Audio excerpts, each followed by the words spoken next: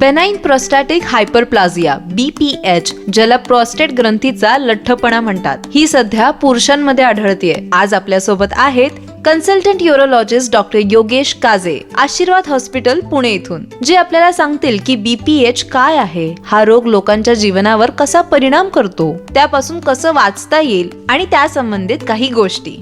Welcome doctor Yogesh काजे. Doctor, BPH म्हणजेच benign prostatic हायपरप्लाझिया नक्की काय आहे? प्रोस्टेट ही जी एक ग्रंथी आहे ती पुरुषांमध्ये म्हणजे प्रत्येक पुरुषात असते. युरिनरी ब्लॅडरच्या समोर ती सिच्युएटेड असते आणि वयोमानानुसार जेव्हा त्याच्यात वृद्धी होते, त्याची साईज वाढते, तेव्हा आपण त्याला BPH असं म्हणतो. डॉक्टर, BPH जीवनाच्या क्वालिटीवर कसा परिणाम करतो? BPH चे हेल्थवर होणारे परिणाम तर आपण जाणूनच घेतले, परंतु सगळ्यात मोठे म्हणजे त्या पुरुषाचा कॉन्फिडन्स खूप लो होतो. त्याचं जे सोशल जो प्रेझेन्स असतो तो ते कमी करू लागतो, कारण त्याला तो कॉन्फिडन्स नसतो की तो युरिन थांबवू शकेल किंवा काय ते. त्याची प्रोडक्टिव्हिटी कमी होते. इरेक्टाईल डिस्फंक्शनमुळे त्यांच्या रिलेशनशिपमध्ये काही इश्यूज येऊ शकतात. तसेच स्लीप डिस्टर्बन्स हा अतिशय फार महत्त्वाचा मुद्दा आहे, ज्याच्याने माणसाची प्रोडक्टिव्हिटी आणि दुसरे हेल्थ इश्यूज जडू शकतात. डॉक्टर, BPH ची लक्षणं काय आहेत? BPH ची लक्षणं बरेचसं BPH हे लक्षण देत नाही, परंतु ज्या पुरुषांमध्ये लक्षणं होतात त्यांना वारंवार युरिनला जावं लागतं, त्यांना युरिन थांबवता येत नाही, त्यांना रात्री युरिनला उठावं लागतं, युरिनचा जो फोर्स आहे, जी धार आहे ती त्यांना कमी वाटते, एकदाच युरिन पूर्ण एम्प्टी होत नाही, परत थोडा वेळ थांबून होतं, पूर्ण न झाल्याचं त्यांना फिलिंग येतं. काही काही पुरुषांना इरेक्टाईल डिस्फंक्शन म्हणजे लैंगिक दुर्बलता देखील आढळून येते. युरिन झाल्यानंतर थोडं थोडं युरिन ड्रिबलिंग होणं हा पण एक त्याच्यातला सिम्पटम असू शकतो. BPH किंवा मोठा झालेला प्रोस्टेट किंवा एनलार्ज प्रोस्टेट होण्याचं कारण काय असू शकतं? BPH हा जो डिसीज आहे त्याला आपण नावच तसं दिलं की बिनाइन एनलार्जमेंट ऑफ प्रोस्टेट. तर ही शक्यतो वयोमानानुसार जेव्हा आपलं वय वाढतं तेव्हा त्या ग्रंथीत होणारी वाढ आहे. परंतु प्रोस्टेट एनलार्जमेंटचे इन्फेक्शन आणि प्रोस्टेट कॅन्सर हे देखील एक गंभीर कारणं असू शकतात. डॉक्टर, ज्यांना BPH झालंय त्यांच्या लाईफस्टाईल बद्दल तुम्ही काय सल्ला द्याल? बऱ्याचशा पुरुषांमध्ये BPH हा एक नैसर्गिक प्रक्रिया असू शकते, तरी देखील आपण खालील काळजी घेऊ शकतो. म्हणजे रेग्युलर एक्सरसाइज करणं, एक चांगला डाएट ठेवणं जो की फायबर बेस्ड चांगला असेल, म्हणजे ज्याच्यात आपल्या आहारात भरपूर फायबर जातील, प्लांट बेस्ड डाएट असेल, red meat, alcohol, cold drinks, coffee असे जे ब्लॅडर इरिटंट आहेत त्या पदार्थांचं कमीत कमी सेवन ठेवलं तर वारंवार युरिनला जाण्याची जी हे ती कमी होते.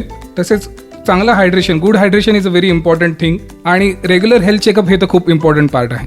डॉक्टर, BPH म्हणजेच बेनाइन प्रोस्टॅटिक हायपरप्लाझिया नक्की काय आहे? प्रोस्टेट ही जी एक ग्रंथी आहे ती पुरुषांमध्ये म्हणजे प्रत्येक पुरुषात असते. युरिनरी ब्लॅडरच्या समोर ती सिच्युएटेड असते आणि वयोमानानुसार जेव्हा त्याच्यात वृद्धी होते, त्याची साईज वाढते, तेव्हा आपण त्याला BPH असं म्हणतो. डॉक्टर, BPH जीवनाच्या क्वालिटीवर कसा परिणाम करतो?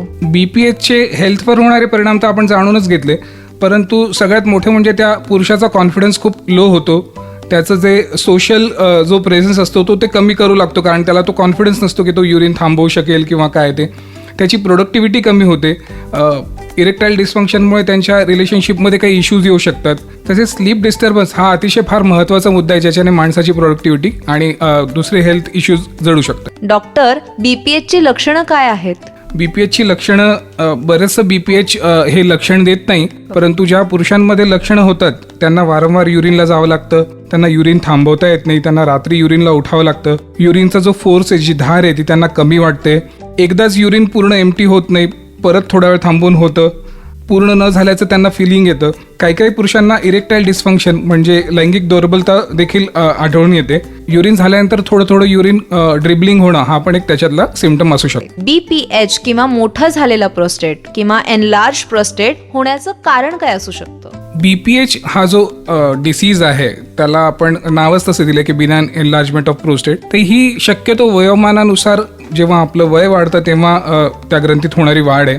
परंतु प्रोस्टेट एनलार्जमेंटचे इन्फेक्शन आणि प्रोस्टेट कॅन्सर हे देखील एक गंभीर कारणं असू शकतात. डॉक्टर, ज्यांना BPH झालंय त्यांच्या लाईफस्टाईल बद्दल तुम्ही काय सल्ला द्याल? बऱ्याचशा पुरुषांमध्ये BPH हा एक नैसर्गिक प्रक्रिया असू शकते, तरी देखील आपण खालील काळजी घेऊ शकतो. म्हणजे रेग्युलर एक्सरसाइज करणं, एक चांगला डाएट ठेवणं जो की फायबर बेस्ड चांगला असेल, म्हणजे ज्याच्यात आपल्या आहारात भरपूर फायबर जातील, प्लांट बेस्ड डाएट असेल, red meat, alcohol, cold drinks, coffee असे जे ब्लॅडर इरिटंट आहेत त्या पदार्थांचं कमीत कमी सेवन ठेवलं तर वारंवार युरिनला जाण्याची जी हे ती कमी होते. तसेच चांगलं hydration, good hydration is a very important thing. आणि रेग्युलर हेल्थ चेकअप हे तर खूप इम्पॉर्टंट पार्ट आहे. A public awareness initiative by Prostate Health.